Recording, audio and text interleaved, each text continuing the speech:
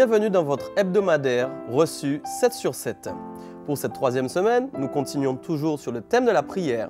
Et notre thème central d'aujourd'hui est 7 raisons qui expliquent comment il faut prier.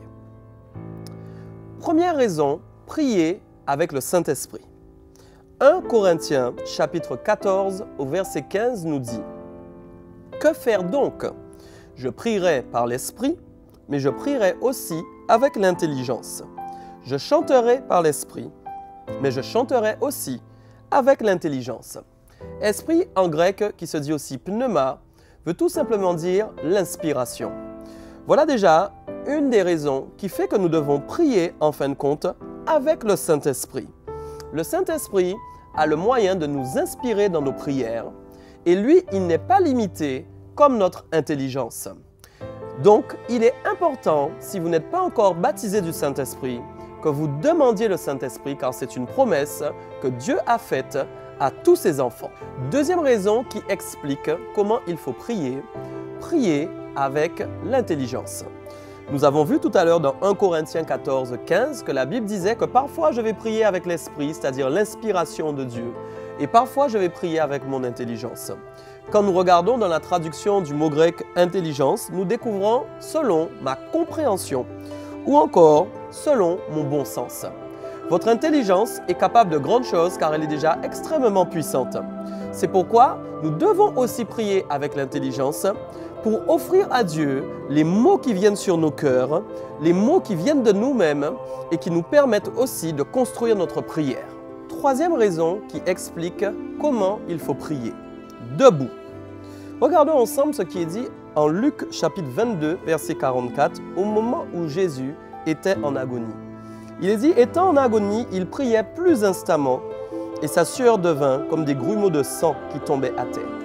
Après avoir prié, il se leva et vint vers les disciples qu'il trouva endormis de tristesse. Et il leur dit, pourquoi dormez-vous? Levez-vous et priez, afin que vous ne tombiez pas en tentation. Il leur a dit, levez-vous, sortez de votre sommeil. Une manière de dire, soyez debout. J'aimerais vous dire que parfois, dans certaines situations très difficiles, vous aurez besoin de vous lever sur vos 2 pieds et entrer dans un mode de combattant de la prière afin que les difficultés ou encore les épreuves qui vous environnent puissent s'en aller à travers votre foi active dans cette prière. C'est pourquoi il est bien de se coucher, mais parfois, il est aussi important, voire très important, d'être debout. 4e raison qui nous explique comment il faut prier. En se prosternant et en criant à Dieu. Nous avons un magnifique exemple de cette femme cananéenne qui avait une fille qui avait un démon et qui vit Jésus passer non loin d'elle et qui ne voulait pas rater cette occasion de crier à lui pour que sa fille soit délivrée. Voilà ce que l'histoire nous raconte notamment en Matthieu chapitre 15, verset 25, une réaction mémorable de cette femme. Il est dit, la femme vint se prosterner devant lui en disant, « Seigneur, viens à mon secours !» Nous voyons là qu'elle a eu 2 attitudes très importantes. La première, elle s'est prosternée devant Dieu. Deuxièmement, elle a crié, elle n'a pas juste dit « Seigneur, viens à mon secours », mais elle a crié « Seigneur, viens à mon secours ». Elle s'est donc prosternée et elle s'est mise à crier. C'était une attitude de foi puissante, à tel point pourtant que Jésus lui avait dit qu'il n'était venu que pour les brebis égarées d'Israël, un moyen de dire qu'il n'était pas venu spécialement pour elle. Mais cette femme a eu une telle prière de foi et une telle attitude que Jésus a pu lui répondre. 5e raison qui explique comment il faut prier, en suppliant. Il est dit notamment dans Éphésiens 6, 18, nous l'avons vu tout à l'heure, « Faites en tout temps par l'Esprit toutes sortes de prières et de supplications. » La Bible à cet instant ne parle pas que des prières, mais il parle aussi des supplications. Il y a quelque chose que j'aime notamment dans le grec de ce mot supplication. Il veut en fait dire aussi se priver. Waouh! Se priver en fait veut dire que nous allons accepter de mettre du temps de côté. Ça veut dire que quand vous entrez en mode de prière, de supplication, vous acceptez de laisser la télé, l'Internet, votre smartphone ou même vos loisirs personnels de côté pour aller supplier Dieu. Supplier Dieu, c'est crier à lui. Supplier Dieu, c'est le supplier d'agir instamment.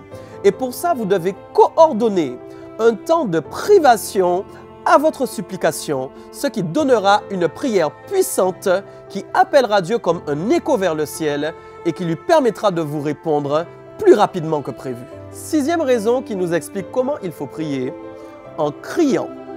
Joël, chapitre 1, verset 14 nous dit « Publiez un jeûne, une convocation solennelle, assemblez les vieillards, tous les habitants du pays, dans la maison de l'Éternel, votre Dieu, et criez à l'Éternel. » Wow! Un jeûne, en général, est toujours accompagné de prière. Vous ne pouvez pas jeûner sans prier. Et dans cette convocation, il était dit que le peuple devait crier. Vous savez, parfois, le diable a réussi à insérer en nous un système d'intimidation. J'aimerais vous dire que l'intimidation est une stratégie maléfique du diable pour vous empêcher de crier à Dieu. Beaucoup de chrétiens ont peur de parler fort quand ils prient. Beaucoup de chrétiens préfèrent parler doucement. Mais je vous l'assure que dans certaines situations, vous n'avez pas le droit de parler doucement. Il vous faudra crier, car le diable n'aura pas peur de crier sur vous. Enfin, septième et dernière raison, en s'enfermant dans un lieu privé. Et oui, Matthieu 6,6 nous a tout dit, « Mais quand tu pries, entre dans ta chambre, ferme ta porte et prie ton Père qui est là dans le lieu secret, et ton Père qui voit dans le secret te le rendra. » J'aimerais vous dire que cette chambre est une image. Vous pouvez concocter un lieu intime pour Dieu, quelle que soit cette salle ou encore cette pièce. L'essentiel, c'est que ce soit un endroit où Dieu a l'habitude de vous voir venir. Il veut ce temps privé parce que si vous voulez parler à Dieu et entendre sa voix clairement, il vous faut vous éloigner du bruit. S'il vous plaît, faites ce lieu privé. Ce sera un lieu d'intimité avec votre Seigneur et il saura que c'est l'endroit où il peut venir à votre rencontre et vous répondre. Voilà, reçu 7 sur 7, c'est fini pour cette semaine. Je vous souhaite encore une puissante accélération divine.